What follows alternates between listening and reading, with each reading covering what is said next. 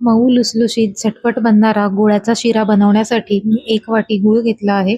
त्याच वाटीने 2 वाट्या पाणी घेतलेलं आहे आणि हा गूळ फक्त विरघळेपर्यंत आपल्याला उकळायचा आहे. आता एका गॅसवरती त्याच वाटीने पाव वाटी तूप घेतलं आहे. त्यामध्ये आवडीनुसार ड्रायफ्रुट्स 2 मिनिटं फ्राय करून घ्यायचे आहेत. सेम वाटीने 1 वाटी रवा घेतलेला आहे.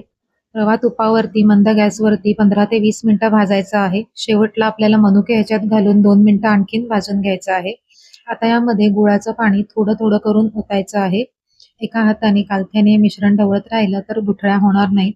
पूर्ण गुळाचं पाणी ओतून झाल्यावर एकदा मिक्स करायचं आहे आणि वरती झाकण ठेवून 5 मिनिटं वाफ घ्यायची आहे. छान लुसलुशीत असा हा शिरा तयार होतो. सगळ्यात शेवटी यामध्ये अर्धा चमचा वेलची पावडर घालून पुन्हा एकदा मिक्स करायचं आहे. आपला गुळाचा शिरा हा तयार झालेला आहे. संपूर्ण माहितीचा व्हिडिओ बघण्यासाठी खाली दिलेल्या त्रिकोणावरती क्लिक करा.